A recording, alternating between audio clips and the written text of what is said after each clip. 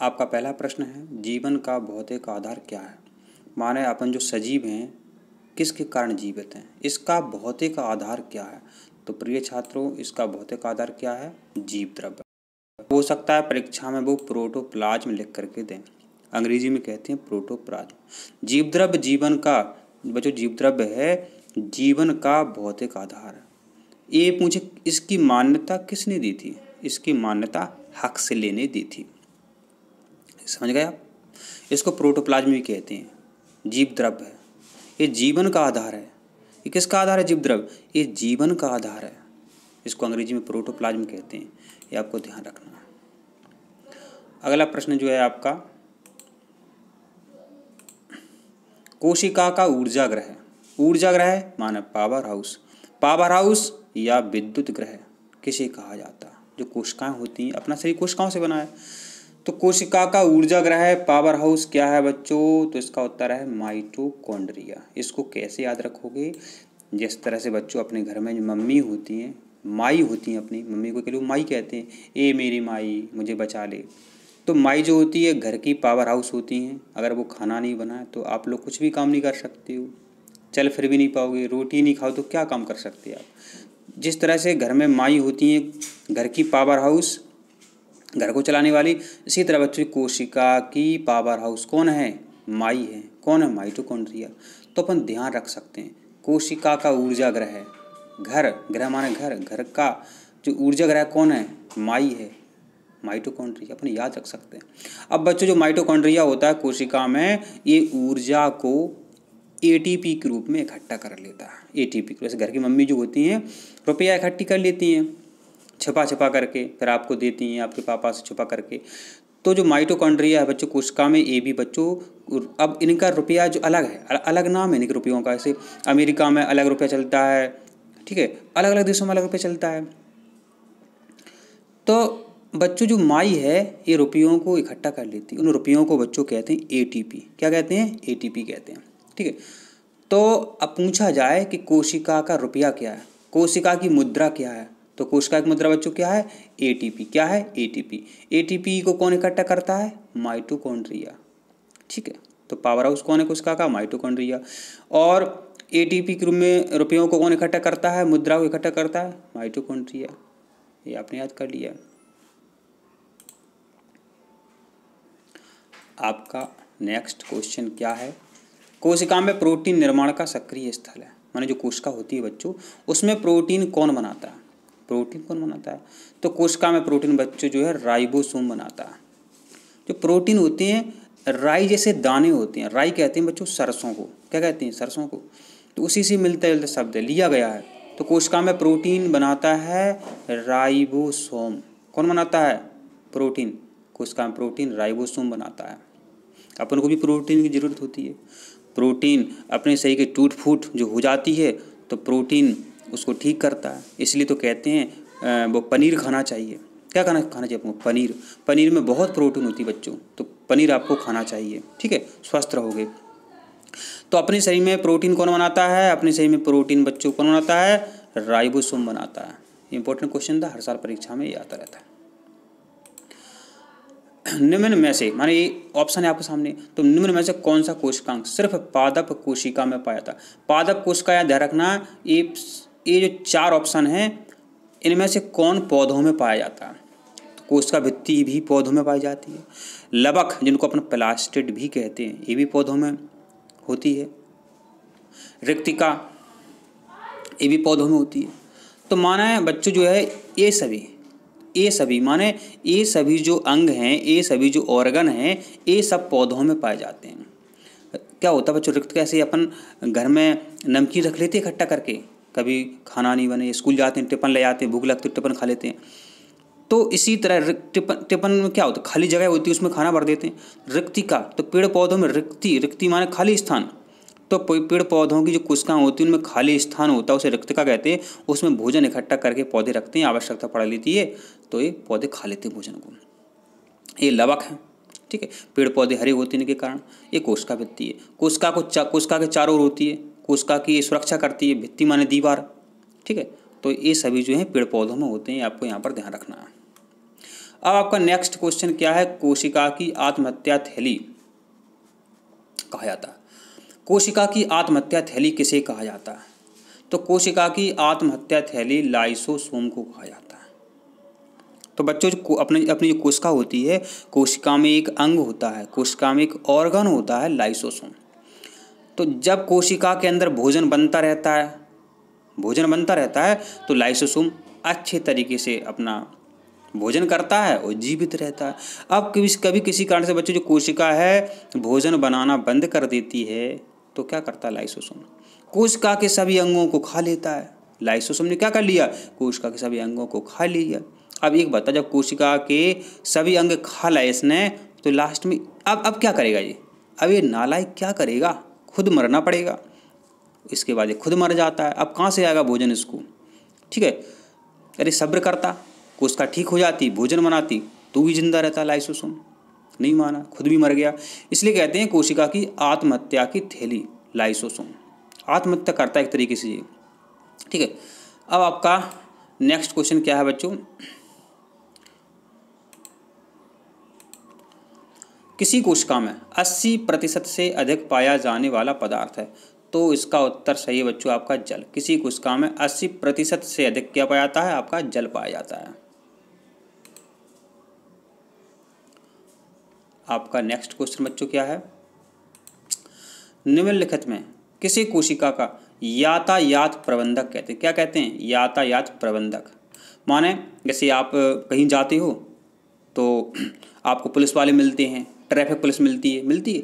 इसी तरह बच्चों कोशिका के अंदर ट्रैफिक पुलिस होती है, वो कौन होती है? उसका नाम क्या है? तो उसका नाम है बच्चों गाल्जी बॉडी। इसे अपन गाल्जी काय भी कहते हैं, गाल्जी बॉडी भी कहते हैं, गोल्गी बॉडी भी कहते हैं। कोई दिक्कत नहीं है, आपको याद आ जाएगा। ठीक है,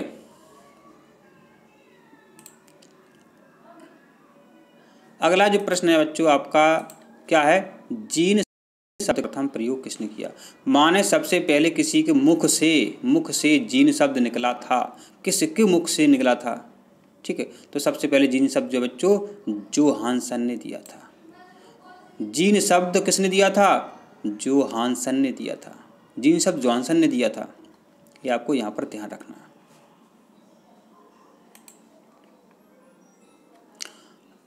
अगला आपका प्रश्न है, आनुवंशिकी उत्परिवर्तन होता है। माने अपने शरीर में आनुवंशिक उत्परिवर्तन होता है तो किसके कारण होता है? तो बच्चों ये आपका होता है डीएनए के कारण। डीएनए कहाँ होते हैं बच्चों? ये गुणसूत्र में होते हैं।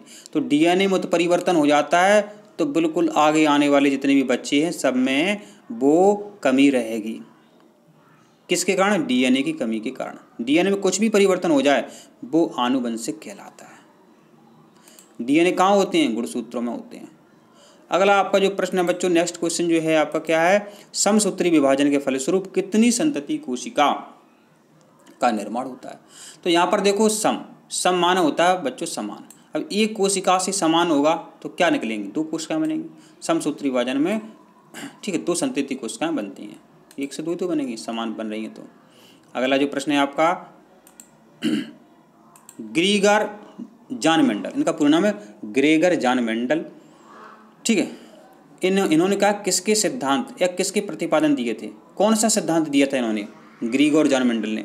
तो मेंडल सबने सुना है। तो मेंडल ने बच्चों जो है आनुवंशिकता के सिद्धांत दिए थे। क्या दिए थे?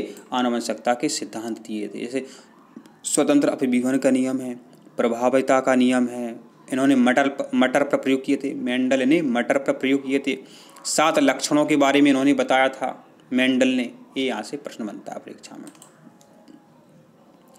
अगला आपका जो प्रश्न है बच्चों, जीन उपस्थित होते हैं तो जीन काय में उपस्थित होते हैं? अभी अपने बात कर रहे थे, जीन गुणसूत्रों में होते हैं। डीएनए काय में होते हैं? गुणसूत्रों में होते हैं। ठीक है, जीन काय में होते हैं? गुणसूत्रों में होते हैं। अगला जो प्रश्न है आपका कि कोशिका में पाया जाने वाला आनुवंशिक पदार्थ है, सबको पता है आनुवंशिक पदार्थ कौन होता है? डीएनए होता है। डीएनए में परिवर्तन हो जाता है तो क्या होता है? आनुवंशिक परिवर्तन हो जाता है। ठीक है, डीएनए काय में होते हैं? डीएनए गुणसूत्रों में होते हैं। अगला जो प्रश्न है आपका, डीएनए का द्विकुंडलित मॉडल, डीएनए का द्विगुणित कुंडलित मॉडल किसने दिया था? तो माने इसको बोलते हैं अंग्रेजी में double helix model, double helix model बोलते हैं इसको। तो इसे दिया था बच्चों वाटसन एवं क्रिक ने डीएनए का द्विकुंडलित मॉडल दिया था, माने डबल हेलिक्स मॉडल दिया था वाटसन और क्रिक ने। ठीक है, यहाँ पर ध्यान देना, ये स्लीडन स्वान ने इन्होंने कोशिका सिद्धांत दिया था। ठीक है, और जॉन्स साल्क ने इन्होंने पोलियो के टीके की खोज की थी। ठीक है, रॉबर्ट हुक ने कोशिका की खोज करी थी। ये भी आपको यहाँ पर ध्यान रखना है बच्चों, आपको ध्यान आना चाहिए। अगला जो प्रश्न है बच्चों क्या है बच्चों, मनुष्य में कौन से क्रोमोसोम के मिलने से पुत्र का जन्म होगा? यहाँ ध्यान देना बच्चों, पुत्र का जन्म कैसे होगा? तो पुरुष का एक्स से तो हो नहीं सकता, एक्स तो लड़की होती है, ये तो हो नहीं सकता, पुरुष एक्स से लड़की है। हाँ ये देखो, पुरुष का वाय, स्त्री का वाय। अब स्त्री में वाय तो होता नहीं है, स्त्री में तो बच्चों एक्स एक्स होता है गुणसूत्र। तो यहाँ पर देखो पुरुष का वाय और स्त्री का एक्स, तो ये आपका ये डी वाला जो है आपका सही है। पुरुष का वाय गुणसूत्र मिल जावे, स्त्री का एक्स गुणसूत्र मिल जावे, तो बच्चों लड़का जन्म लेता है। अगला जो प्रश्न है बच्चों बड़ा इंपॉर्टेंट है, अच्छा प्रश्न है आपका।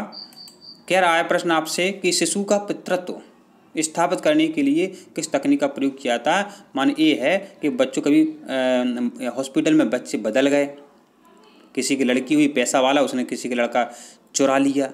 अब कहीं उसको लगा ये तो लड़का हमारा है नहीं, उस लड़के वाले को लगा उसको लड़की किसी ने बदल दी, तो फिर वो टेस्ट होगा। तो कैसे पता चलेगा कि ये इस बच्चे का पिता तुम हो या नहीं हो? तो इसे बोलते हैं पितृत्व। इसका पता बच्चों कैसे करेंगे अपन? ये करेंगे अपन डीएनए फिंगरप्रिंटिंग विधि से। वेरी इंपॉर्टेंट क्वेश्चन है। डीएनए फिंगरप्रिंटिंग विधि से पता लगा लेंगे कि ये जो बच्चा है इसका पिता ये है या नहीं है। किससे? डीएनए फिंगरप्रिंटिंग विधि से अपन पता लगा लेंगे। अगला प्रश्न जो आपका बड़ा प्रश्न है, जीन का सर्वप्रथम कृत्रिम संश्लेषण किया। माने जीन को सबसे पहले बना लिया, मशीनों के द्वारा बना लिया। जीन को सबसे पहले मशीनों के द्वारा कृत्रिम रूप से किसने बनाया था? तो इसको बनाया था हरगोविंद खुराना ने। HG हरगोविंद खुराना ने जीन का कृत्रिम संश्लेषण किया था, ये आपको ध्यान रखना। अगला जो प्रश्न है आप बच्चों आपका, उत्परिवर्तन के सिद्धांत का प्रतिपादन कौन है? उत्परिवर्तन का सिद्धांत किसने दिया था? उत्परिवर्तन का सिद्धांत जो है ह्यूगो डी ब्रिज ने दिया था। उत्परिवर्तन का सिद्धांत ह्यूगो डी ब्रिज ने दिया था। उत्परिवर्तन का सिद्धांत ह्यूगो डी ब्रिज ने दिया था, यहाँ आपको ध्यान रखना। लेमार्क ने उपार्जित लक्षणों की वंशागति के बारे में बताया। लेमार्क ने उपार्जित लक्षणों की वंशागति के बारे में बताया, आपको ध्यान रखना यहाँ पर। अगला जो प्रश्न है, प्राकृतिक चयन का सिद्धांत किसने दिया? तो चार्ल्स डार्विन ने प्राकृतिक चयन का सिद्धांत दिया। इसको अपन प्राकृतिक वर्णवाद भी कहते हैं, ध्यान रखना बच्चों, परीक्षा में लिखा सकता है प्राकृतिक वर्णवाद का सिद्धांत किसने दिया? उत्तर क्या है आपका? Charles Darwin. लेमार्क ने उपार्जित लक्षणों की वंशागति के बारे में बताया। ह्यूगो डी ब्रिज ने उत्परिवर्तन के बारे में बताया। लेमार्क ने उपार्जित लक्षणों के बारे में बताया और चार्ल्स डार्विन ने प्राकृतिक वर्णवाद का सिद्धांत दिया, ये आपको ध्यान रखना है। अब नेक्स्ट क्वेश्चन को देखते हैं बच्चों। निम्नलिखित में से कौन सा मनुष्य का अवशेषी अंग नहीं है? अवशेषी अंग नहीं है बच्चों, तो सामने वाले जो चपटे दांत होते हैं अवशेषी अंग नहीं है। अब परीक्षा में प्रश्न कई प्रकार से पूछा जाता है कि अवशेषी अंग कौन हैं, याद कर लो। निक्टीटैटिंग झिल्ली, निक्टीटैटिंग पर्दा अवशेषी अंग होते हैं। कर्णाभ मांसपेशियाँ, कर्ण की मांसपेशियाँ, ये भी अवशेषी अंग होते हैं। वर्मीफॉर्म अपेंडिक्स अवशेषी अंग होते हैं, ये अपने सही में अवशेषी अंग है। अक्लदाड़, ये भी आपकी अवशेषी अंग है। ठीक है, तो इनको ध्यान रख लो, ये अवशेषी अंग है आपके। निक्टीटैटिंग पर्दा, कर्णाभ मांसपेशियाँ, वर्मीफॉर्म अपेंडिक्स, अक्लदाड़, ये सभी अवशेषी अंग है बच्चों, ध्यान रख लो। ये आपका अवशेषी अंग नहीं है, परीक्षा में पूछा जाता है। बच्चों आपका जो अगला क्वेश्चन है ये क्या है, डीएनए का प्रमुख कार्य क्या है। डीएनए का प्रमुख, अच्छा डीएनए का नाम क्या है, डीएनए का नाम है डीऑक्सी राइबोन्यूक्लिक अम्ल। डीएनए का पूरा नाम होता है डीऑक्सी राइबोन्यूक्लिक अम्ल, ठीक है। इसका प्रमुख कार्य क्या है बच्चों, तो ये अनुवंशिकता में भाग लेता है। इस आपने अभी सुना था डीएनए फिंगरप्रिंटिंग विधि, बच्चे का पता लगा लेते हैं कि आपका पुत्र है या नहीं है, ये आपके पिता है नहीं है। तो आनुवंशिक क्रियाओं का जितना भी संचालन होता है वो डीएनए के द्वारा होता है। तो डीएनए का एक प्रमुख कार्य है। डीएनए कहाँ होते हैं, गुणसूत्रों में होते हैं। अगला जो आपका नेक्स्ट क्वेश्चन है वो अपन देख लेते हैं। एक पीढ़ी से दूसरी पीढ़ी में आनुवंशिक गुणों के लिए उत्तरदायी है। कौन उत्तरदायी है, माने एक पीढ़ी में किसी के घुंघराले बाल हैं, उनका जो बच्चा पैदा होगा उनके भी घुंघराले बाल होंगे, ऐसा किस कारण से होता है। तो बच्चों ऐसा होता है जीन के कारण। एक एक गुण जीन को ले जाता है। और यहाँ क्रोमोसोम भी सही है, तो मुझे लगता है क्वेश्चन ही गलत है, ठीक है। जीन भी सही है इसका, क्रोमोसोम भी सही, क्योंकि क्रोमोसोम भी का नाम गुणसूत्र है। अगर परीक्षा में ऐसा आ जाता है बच्चों तो आप क्या लगाएंगे, तो इसका अपन लगाएंगे यहाँ, इसका उत्तर अपन लगाएंगे दोनों ही सही है, चाहे ये लगा देना है चाहे लगा देना है, ठीक है। चलो आपका नेक्स्ट क्वेश्चन क्या है वो अपन देख लेते हैं। अपन इस वीडियो में 25 क्वेश्चन देखते हैं। अगला आपका जो क्वेश्चन है, निम्नलिखित में से मनुष्यों में होने वाले आनुवंशिक रोग कौन कौन से हैं। Very very very most question है। आनुवंशिक रोग, ये सभी आनुवंशिक रोग हैं। वर्णांधता आनुवंशिक रोग है। पता ही नहीं चलता है कि लाल कलर क्या है, नीला कैसा है, हरा कैसा है। लाल को नीला दिखता है, हरा दिखता है, तो ये कलर वर्णांधता रोग कई लोगों में होती है, ठीक है। अगर ये किसी को रोग है तो उसको डॉक्टर नहीं बन सकता, क्योंकि उसको लाल खून जो हरा दिखाई देगा तो डॉक्टर नहीं बन सकता है, नीला दिखाई दे सकता है, गड़बड़ हो सकती है, ठीक है। तो वर्णांधता एक आनुवंशिक रोग है। माता पिता से उसको बच्चों में चला जाता है, रोक नहीं सकते हैं। हीमोफीलिया ये भी आनुवंशिक रोग है, ये बहुत खतरनाक रोग है। किसी को हीमोफीलिया हो जाए, अगर चोट लग जाती है, खून बहता है तो खून का बहना बंद नहीं होता है, ऐसा हीमोफीलिया के कारण होता है। तो बहुत खतरनाक हो। हीमो माने खून, हीम माने क्या होता है, खून होता है। किसी का हीमोग्लोबिन कम हो जाता है, आपने सुना होगा, वही हीमोफीलिया है। एक है टर्नर सिंड्रोम। 45 गुणसूत्र वाला है, XO 45 गुणसूत्र वाला है टर्नर सिंड्रोम। ये सभी बच्चों, एक होता है क्लाइनफेल्टर सिंड्रोम, ध्यान रखना। तो बच्चों ये सभी जो हैं आनुवंशिक रोग हैं, माता पिता से उसके पुत्रों में चले जाते हैं, ठीक है। अगर आपका नेक्स्ट क्वेश्चन क्या है बच्चों वो अपन देख लेते हैं। हीमोफीलिया रोग से ग्रस्त व्यक्ति में, किसी को हीमोफीलिया रोग है तो क्या समस्या हो सकती है, उसको खून का बहना बंद नहीं होता है बच्चों, खून का बहना बंद नहीं होता है। ये बहुत खतरनाक रोग है, चोट लग जाए तो बच्चों बताओ खून का बहना ही बंद नहीं होगा। आपका नेक्स्ट क्वेश्चन जो है, लास्ट क्वेश्चन इस वीडियो का, विटामिन सी का रासायनिक नाम है। विटामिन सी का रासायनिक नाम क्या है बच्चों, एस्कॉर्बिक अम्ल है। विटामिन सी का रासायनिक नाम क्या है, एस्कॉर्बिक अम्ल है। विटामिन सी की कमी से एक रोग हो जाता है स्कर्वी, मसूड़ों का रोग बोलते हैं, मसूड़ों से बदबू आती है, पायरिया रोग हो जाता है विटामिन सी की कमी से। अपने शरीर की प्रतिरोधक क्षमता कम हो जाती है, जल्दी जल्दी बीमार होने लगते हैं। अभी कोरोना में देखा होगा विटामिन सी की गोलियां भयंकर बिची थी, ठीक है। तो विटामिन सी किस में मिलता है, खट्टे फलों में मिलता है, आंवला में बहुत होता है, आंवला खाना चाहिए आपको। विटामिन सी का रासायनिक नाम क्या है, एस्कॉर्बिक अम्ल है। तो आशा करते हैं आपको ये वीडियो समझ में आया है। इसी तरह वीडियो देखने के लिए आप चैनल को सब्सक्राइब जरूर करें। धन्यवाद।